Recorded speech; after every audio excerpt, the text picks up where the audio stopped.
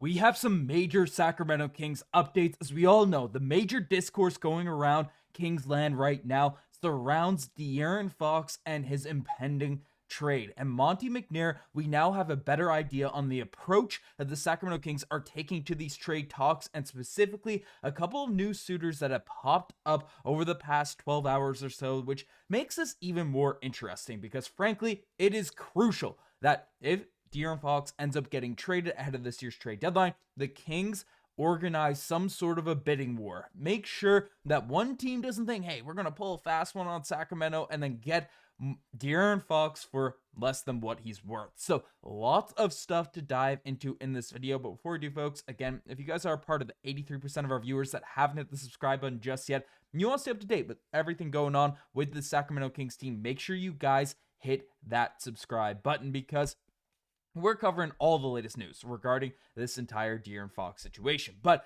let's dive into the madness because, of course, if you haven't been following, if you haven't been keeping up with, Kings Digest, everywhere that's going on, De'Aaron Fox he didn't demand a trade, but the Kings have essentially come to terms with the future of De'Aaron Fox not being in Sacramento. He didn't want to sign an extension. This has all been rumblings, and ever since he hired Rich Paul as his agent, De'Aaron Fox's future has been in question with the Sacramento Kings, and now the Kings are essentially pursuing this trade ahead of this year's trade deadline to maximize the value, to maximize the return they can get for De'Aaron Fox. Now, Fox hasn't demanded a trade. He hasn't called out saying, hey, I need to get out of Sacramento ASAP, but he has let the organization know that he probably won't be re-signing an extension with Sacramento in the future, given how the trajectory of the season has gone and all things like that, and moves are coming. So what's the latest? What's the latest updates on this? Well, first we'll dive into a report from Shams, as essentially Shams has come out and said the Kings so far in conversations with all those teams,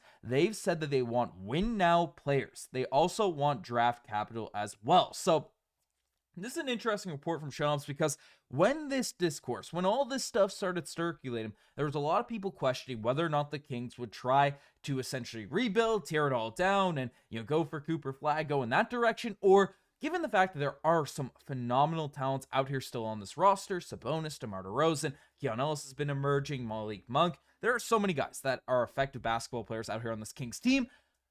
Would they try to retool, rebuild, fill out some holes and say, hey, let's try to, compete immediately this season? So essentially, the Kings haven't took a hard line on it. They don't want to go into a full-fledged rebuild, but they also want to stockpile some of their draft assets to be able to, build for the future. So that makes sense. We'll see what offers end up coming out. It makes sense for Monte McNair to get a full feel because, again, you get 10 first-round picks for De'Aaron Fox and all that players. You just take that, right? Because that's going to stockpile your assets tremendously moving towards the future. So you got to figure out what the assets are out there on the market. So that makes sense as an approach for the Kings, going into these trade talks, going into these trade discussions. But the specific teams are kind of the big talking point in terms of who the Kings are going to be able to make some deals with. Now, the Spurs are, of course, the team that De'Aaron Fox has most desire to go for. That's not the most novel sort of news out there. We discussed that in recent vids. But new reports dropping from Sam Amick of The Athletic has revealed that the Miami Heat and Los Angeles Clippers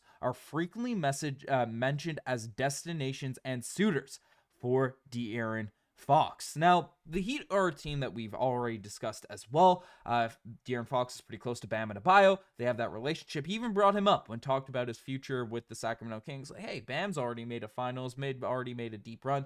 Right? I want this to happen in Sacramento if I'm going to stay here. So the Heat are a team that makes sense in terms of a destination. They're a glamour franchise. Everyone wants to go there, re-sign. They're not worried about re-signing De'Aaron Fox if they end up picking him up. And of course, the incentive of acquiring De'Aaron Fox right now is very, very high, given the fact De'Aaron Fox is averaging 25 points per game, 5 rebounds, 6 assists. He's only 27 years old. He's a perfect sort of piece as the Heat kind of retool their roster with Jimmy Butler now on the outs of this squad. So basically, that makes sense. The Heat is a destination. The team, and they have some assets as well. I've heard some discourse. There have been some rumbling, some chatter that Tyler Hero will be the centerpiece of a trade from the Miami Heat, as well as a couple of second-round draft picks. Again, I don't love that as a return, but Tyler Hero has been phenomenal over the course of the season. As those things potentially heat up, we'll talk about that a little bit more. But the team that surprised me out here on this list, because again, the Spurs are still there, the T-Wolves have been mentioned. The team that surprised me being on this list is the LA Clippers, because Monte McNair would be in an interesting sort of spot to deal De'Aaron Fox to the LA Clippers, because their roster is in a pretty weird sort of position right now. If you look at sort of who they have going, don't have their full out list out there on this team, but you have Norman Powell, who's averaging close to 22, 24 points per game over the course of the season. You have Ivan Zubac, who has been really, really good. And then in terms of their draft capital, in terms of their draft assets, they don't have a ton, but they have a surprising amount given the fact how many they've dealt. It felt like once they made that trade, acquiring Paul George, they wouldn't have picks for the entire decade. But they do have some. They have their 2025, 2027, 2029. Now, there are some rules in regards to how available they are and their swaps and stuff, but the tradable assets in this one are the 2030, 2031 first and seconds. Those are the picks that you can really actually deal, with the Stepien rules. So there's not a ton of draft capital. There's not a ton of draft assets at the Spurs the Kings. The Spurs can offer a ton of draft capital that the Kings can really acquire from the LA Clippers. And, Norman Powell's been awesome, but I'm not sold on his, him being a superstar out there in Sacramento, especially when there's so many guys out here on this Kings team that play that similar position with Keon Ellis as well as Malik Monk.